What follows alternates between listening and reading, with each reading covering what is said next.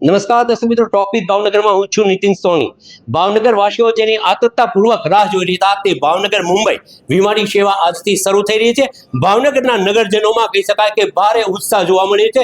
વિવિધ સંસ્થાના જે ઓર્ગેનાઇઝર છે, ઇન્ડસ્ટ્રીયાલિસ્ટો છે, દરેક લોકોમાં આનંદ છે એટલા માટે કે ભાવનગર અને મુંબઈ સીધી કનેક્ટિવિટી મળી છે। આપણી સાથે જોડ્યા છે કેન્દ્રીય મંત્રી શ્રીમતી નીમુબેન બામણી। આપણે તેમની સાથે વાત કરીશું। બેન, કેવા પ્રકારની આ સુવિધા રહેશે, શું કહેશો? ભાવનગર માટે આજે એક ઐતિહાસિક અને ગૌરવશાળી દિવસ છે। આદરણીય વડાપ્રધાન શ્રી નરેન્દ્રભાઈ મોદી સાહેબના માર્ગદર્શન હેઠળ ભાવનગરના વિકાસને વેગ આપવા માટે એક નવી સુવિધા મળવા જઈ રહી છે।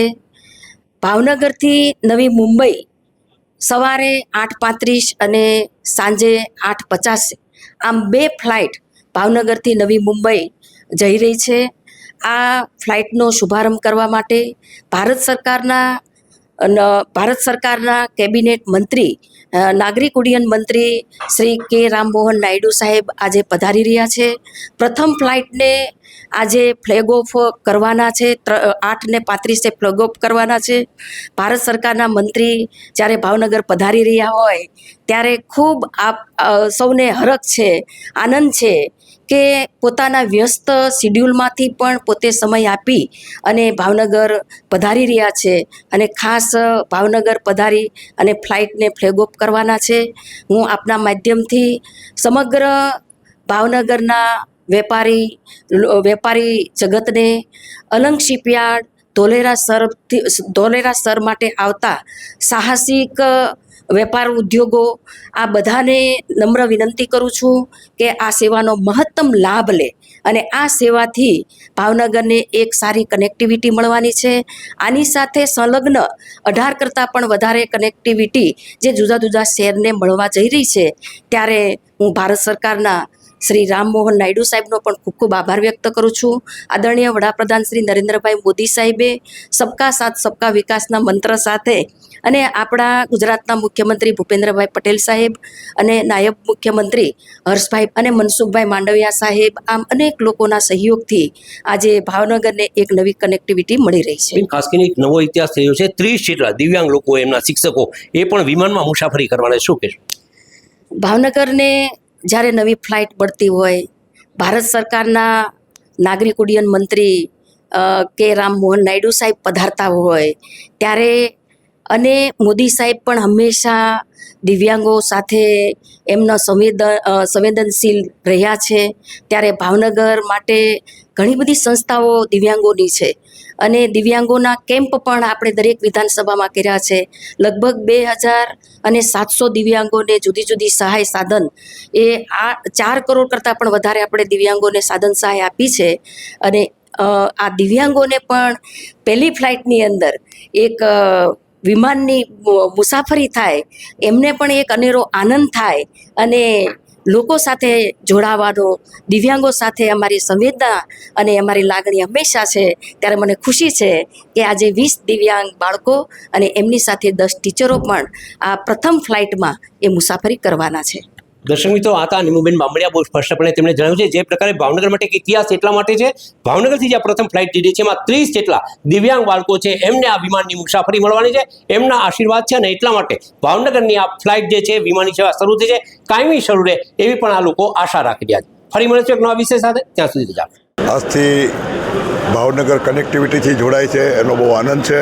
ખાસ કરીને ભારત સરકારે ભાવનગરમાં જે ફ્લાઇટ શરૂ કરાવી છે એમાં દિવ્યાંગ બાળકોથી યાત્રાઓનો આરંભ થાય એ પ્રકારની જે વિચારધારા દાખવી છે એ માટે સરકારનો આભાર અને ખાસ કરીને ભાવનગરના વિકાસના દ્વાર ખોલવા માટે કનેક્ટિવિટી આપી છે અને વધુ કનેક્ટિવિટી મળતી રહે એવી શુભેચ્છા પણ આજના દિવસે પાઠવું। યસ, ભાવનગરમાં આજે 29 માર્ચના ઇન્ડિગો દ્વારા વિમાનની સર્વિસ ફરી વખત ચાલુ થઈ રહી છે। એમાં વિથ કોર્ડિનેશન વિથ નીમુબેન આપણે ગવર્મેન્ટ પ્લસ ભાવનગરના અલગ અલગ સ્પોન્સર્સ દ્વારા વાયા ભાવનગર 28 પર્સન્સ વિથ ડિસેબિલિટીને નવી મુંબઈ માટે 1 ડેની ટ્રીપમાં મોકલી રહ્યા છે અને એ લોકો સાંજની ફ્લાઇટથી ફરી વખત રિટર્ન થઈ જવાના છે। Thank you. અમે લોકો મુંબઈથી આવીએ છીએ અને અમે લોકો બહુ ટાઈમ પછી આવ્યા પહેલાં હતી ફ્લાઇટ પણ સવારે આવતા ને એક દિવસ રહેવું પડતું. આપણે અત્યારે આવીએ છીએ સવારે ને સાંજની ફ્લાઇટથી પાછા અમે મુંબઈ જઈ શકીએ છીએ. અમને બહુ ગમ્યું છે. એટલે કેવું લાગ્યું આ પહેલી ફ્લાઇટમાં? સારું લાગ્યું છે. વ્યવસ્થાઓ સારી? હા, સારી છે, સારી છે. आज भावनगर से 2 नए इंडिगो के मुंबई के लिए कनेक्टिविटी, नवी मुंबई के लिए कनेक्टिविटी आज से शुरुआत करी है। तो इसके लिए मैं भावनगर की पूरी जनता को मैं बधाई देता हूँ और इसके लिए मैं खास करके बोलना चाहूँगा कि यहाँ से सांसद और हमारे केंद्र मंत्री जी नीमूबेन जी, इसके लिए काफ़ी इन्होंने कोशिश की थी और उनसे काफ़ी बार दिल्ली में भी मिल चुकी है ये डिमांड को आगे बढ़ाने के लिए। उनका भी काफ़ी प्रयास रहा है, जिसके तरह से हम भी एयरलाइंस के ऊपर दबाव डाल के ये नया कनेक्टिविटी को हमने शुरू किया है। तो हम सबके लिए एक बहुत ही खुशी की बात है और मेरा मन था कि जब भी यहाँ से शुरू होगा तो मैं पर्सनली आऊँ, यहाँ पे भी ये स्टार्ट करूँ और यहाँ के एयरपोर्ट की फैसिलिटीज़ भी देखूँ। तो आज हमने जहाँ पे देखा है तो बहुत अच्छा लगा। यहाँ पे बहुत खुशी का वातावरण है, एक उत्सव का वातावरण है भावनगर में। तो इससे पता चलता है कि हमारे देश में नागर विमानन के लिए, हवाई यात्रा के लिए किस तरह से डिमांड बढ़ी है। इसका पूरा श्रेय जाता है हमारे आदरणीय प्रधानमंत्री नरेंद्र मोदी जी को, जो हमारे विजनरी हैं, डायनेमिक हैं और दूरदर्शी सोच के साथ काम करते हैं। तो उनका जो 12 साल पहले एक प्रयास था कि ये आम आदमी के लिए ये हवाई यात्रा होनी चाहिए, हवाई चप्पल से हवाई जहाज का सफ़र हमें करवाना चाहिए। उसको हमने पिछले 10 साल में सच करते हुए देखा है, उसको वास्तविकता में हम अभी देखा है और हमारे एयरपोर्ट की संख्या डबल हो गई है। 2014 से अगर देखेंगे एयरक्राफ्ट की संख्या डबल हो गई है, पैसेंजर्स की संख्या डबल हो गई है। तो ये उड़ान स्कीम के तहत जो हमें सक्सेस मिला है तो उसको और भी आगे बढ़ाते हुए और 28 करोड़ के साथ ये केंद्र सरकार एक और स्कीम अभी मॉडिफाइड उड़ान के तहत अगले 10 साल तक करेगी, जिससे और भी नए एयरपोर्ट हमारे देश में बनेंगे और भी नए हेलीपोर्ट बनने की भी संभावना हम रखेंगे। और 28,000 करोड़ करेंगे।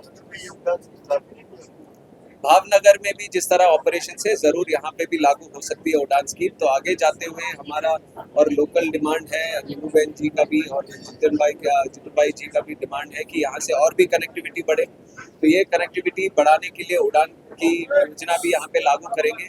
पर मेरा वो है कि यहाँ पे ये जो एयरपोर्ट है भावनगर का, इसको हम एक्सपैंड करें। अभी इसका रनवे का लेंथ है 1900 मीटर्स। अगर आप चाहते हैं कि बड़े फ्लाइट भी यहाँ पे उतरे तो कम से कम 2400 मीटर का ये रनवे बनना चाहिए। तो जीतू भाई से भी हम रिक्वेस्ट किया कि अगर राज्य सरकार से हमें वो ज़मीन मिल जाती है, करीब 200 एकड़ की ज़मीन चाहिए होगी, अगर वो मिल जाती है तो ज़रूर उसको एक्सपेंशन करने का काम भारत सरकार करेगी, जिससे बड़ी फ्लाइट भी यहाँ पे उतर सके। आप जैसे जानते हैं कि भावनगर एक इंडस्ट्रियल हब बना है, डायमंड का हब बना है, शिप ब्रेकिंग का हब बना है, बहुत सारे अलग अलग सेक्टर्स का भी हब बनने की संभावना भी आगे जाते हुए है। तो आगे जाते हुए यहाँ पे और भी डिमांड बढ़ेगा, तो उस हिसाब से इंफ्रास्ट्रक्चर को भी बढ़ाने के लिए हमारी तरह से पूरी तरह सपोर्ट रहेगी।